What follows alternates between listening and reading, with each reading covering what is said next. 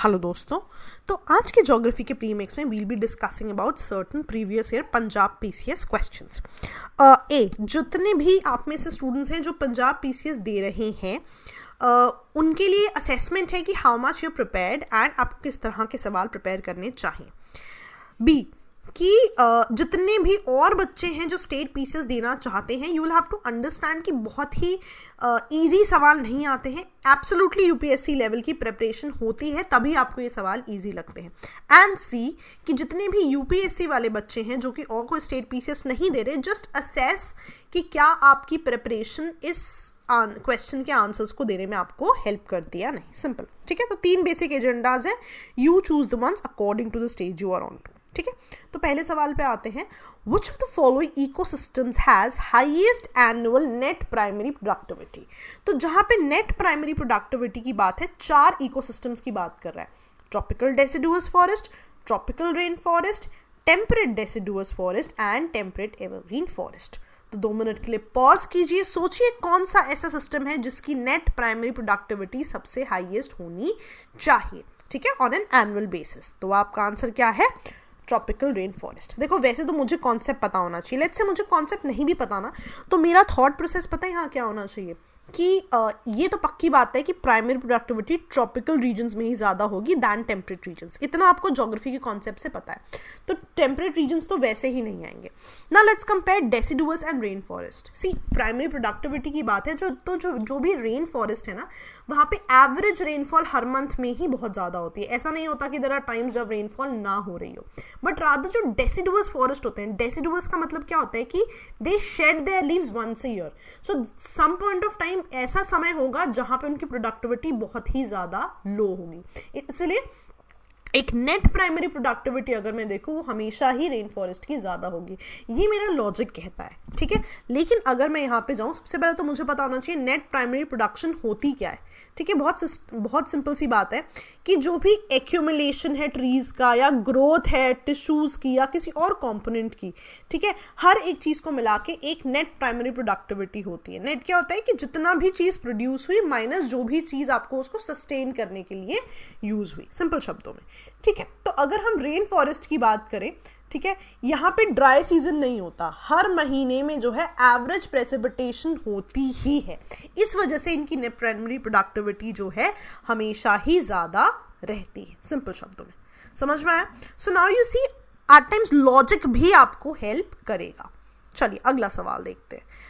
Adam bridge starts at Dhanushkodi, Mandapam, Pamban and Rameswaram. So सबसे पहले तो आपको एडम्स ब्रिज पता होना चाहिए क्या होता है, ठीक है, and then you can answer the question.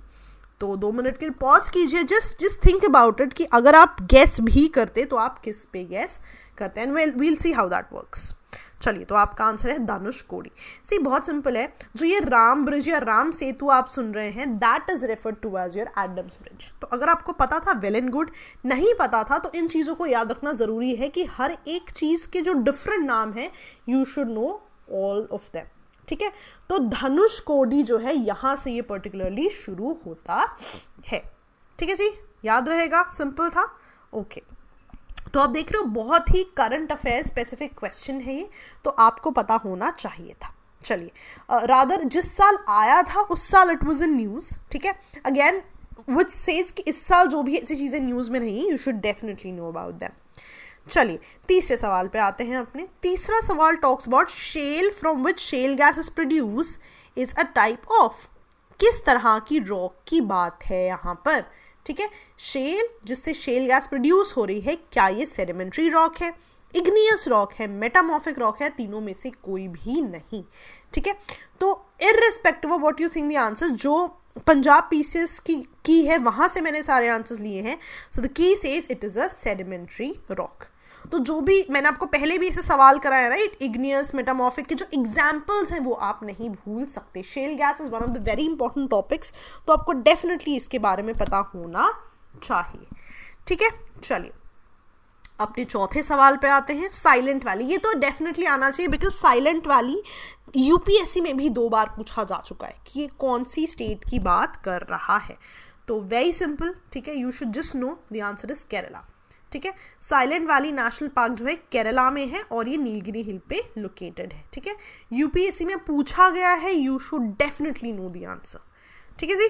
चलिए अगेन लास्ट क्वेश्चन पे आते हैं, बगलिया प्रोजेक्ट। अगेन आप देख रहे हो फैक्चुअल डेटा है, the more things you new, जो न्यूज में रही है वो सभी सवाल है, सारे के सारे आप देख रहे हो कंटिन्यूसली न्यूज वाली चीजें, जो कि प्लेसेस इन न्यूज रहती हैं, प्रोजेक्ट्स इन न्यूज रहते हैं, सारा कुछ आपके प्री क्योर में कवर्ड है, ठीक है। तो go back and read your pre cure बहुत ही ध्यान से फॉर योर पीसीएस, ठीक है जी। चलिए तो बगलिया प्रोजेक्ट इतना तो आपको पता है कि JNK से एसोसिएटेड है, राइट। सो योर आंसर यहाँ पे क्या बनेगा, चिनाब, ठीक है। सो बगलिया डैम जो है ये चिनाब रिवर से एसोसिएटेड है, जो कि JNK में रामबन डिस्ट्रिक्ट में आता है, ठीक है जी। सिंपल था, याद रहेगा, बहुत ही सिंपल चीज़ें, बस न्यूज़ को फॉलो करना है। ओके जी। चलिए ऐसे, जैसे कि मैंने कहा है, ऐसे is one of the very important components. मैंने सुबह आपको प्री क्योर में भी यही बताया है, हाँ जी बिल्कुल, आज प्री क्योर आया हुआ है आपका। सो प्री क्योर में भी मैंने आपको डिस्कस किया कि this is one of the most neglected paper, even though इसका एक डिफरेंट पेपर होता है।